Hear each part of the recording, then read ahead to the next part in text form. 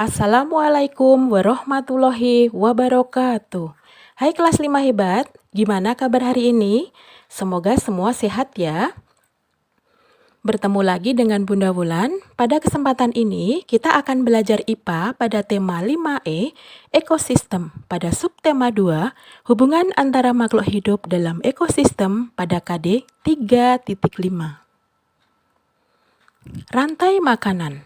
Rantai makanan adalah suatu peristiwa makan dan dimakan yang terjadi antar makhluk. Rantai makanan terjadi di semua ekosistem.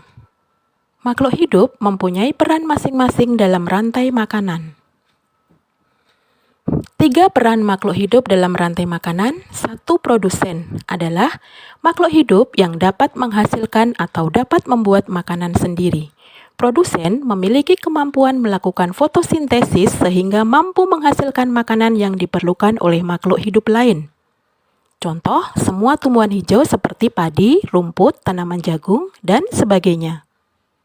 2. Konsumen adalah makhluk hidup yang tidak dapat menghasilkan makanan sendiri atau makhluk hidup yang memakan produsen.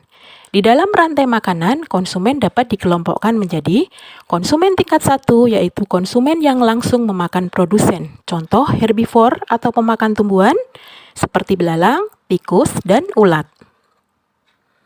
Konsumen tingkat 2, yaitu konsumen yang memakan konsumen tingkat 1. Contoh karnivor atau pemakan hewan lain, atau omnivor, pemakan segala seperti kadal, katak, dan ayam. Konsumen tingkat 3, yaitu konsumen yang memakan konsumen tingkat 2. Contoh, ular, musang, dan burung hantu. Konsumen puncak, yaitu konsumen yang tidak memiliki pemangsa lagi. Contoh, burung elang. Konsumen 3 juga dapat menjadi konsumen puncak. 3. Pengurai adalah makhluk hidup yang menguraikan sisa-sisa tubuh makhluk hidup yang telah mati menjadi zat-zat hara dalam tanah. Zat-zat hara yang telah diuraikan tersebut kemudian digunakan oleh tumbuhan untuk pertumbuhan. Contoh pengurai adalah jamur, cacing, dan bakteri. Gambar rantai makanan. Rumput dimakan oleh belalang, kemudian belalang dimakan oleh katak, katak dimakan oleh ular, ular dimakan oleh burung elang. Setelah beberapa waktu, burung elang akan mati. Bangkainya membusuk, diuraikan oleh makhluk hidup pengurai dan bercampur dengan tanah membentuk humus. Humus sangat diperlukan oleh tumbuhan. Gambar rantai makanan. Padi dimakan oleh tikus, kemudian tikus dimakan oleh ular, ular dimakan oleh burung elang. Setelah beberapa waktu, burung elang akan mati, bangkainya membusuk, diuraikan oleh makhluk hidup pengurai dan bercampur dengan tanah membentuk humus. Gambar rantai makanan ekosistem laut. Di laut, yang menjadi produsen adalah fitoplankton. Fitoplankton adalah sekumpulan tumbuhan hijau yang melayang-layang di dalam air. Konsumen 1 adalah zooplankton, konsumen 2 adalah ikan-ikan kecil, konsumen 3 adalah ikan-ikan sedang, sedangkan konsumen 4 adalah ikan-ikan besar. Aliran energi di suatu ekosistem.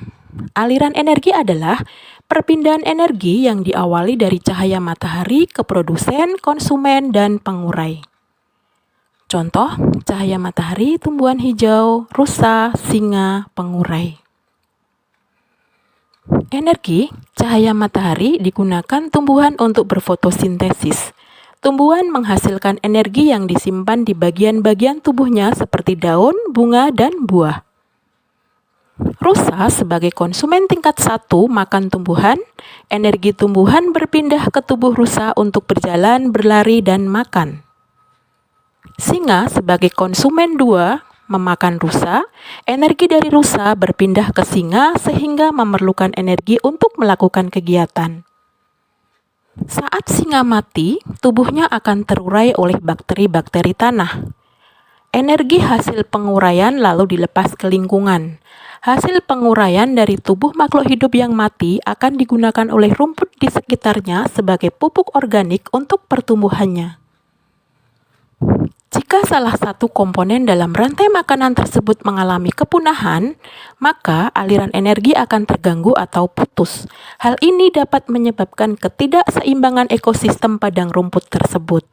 Misalnya, jika rusa punah, rumput akan tumbuh semakin banyak, sedangkan singa akan kesulitan makanan sehingga populasinya akan menurun. Hubungan makhluk hidup dalam ekosistem. Selain ketergantungan makhluk hidup melalui rantai makanan, banyak makhluk hidup lain yang berhubungan dengan cara yang khas. Hubungan dua makhluk hidup yang berbeda dan sangat erat kaitannya disebut dengan simbiosis. Terdapat 3 jenis simbiosis, yaitu simbiosis mutualisme, komensalisme, dan parasitisme. Simbiosis mutualisme adalah hubungan antara dua makhluk hidup yang saling menguntungkan.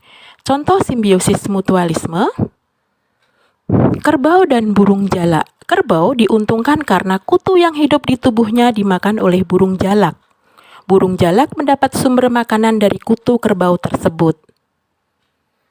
Lebah dan bunga. Lebah mendapat makanan dari sari bunga atau nektar, sedangkan bunga diuntungkan karena dibantu penyerbukannya.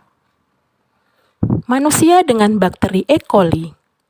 Dengan adanya bakteri ini di dalam tubuh, manusia dapat mengurangi pertumbuhan bakteri jahat dan mempercepat proses pembusukan di dalam usus besar. Sedangkan bakteri E. coli sendiri mendapat keuntungan karena bisa mendapat makanan dari sisa-sisa makanan pada usus besar. 2. Simbiosis komensalisme adalah hubungan antara dua makhluk hidup. Dalam hal ini makhluk hidup yang satu mendapat keuntungan, sedangkan makhluk hidup yang lain tidak diuntungkan maupun dirugikan. Contoh simbiosis komensalisme: ikan hiu dan remora. Ikan remora mendapat keuntungan berupa perlindungan dari predatornya, sementara ikan hiu tidak diuntungkan maupun dirugikan. Anggrek dan pohon yang ditumpanginya. Tumbuhan anggrek mendapat keuntungan karena dapat menumpang hidup pada pohon, dan selama menumpang tersebut, anggrek tidak merugikan pohon.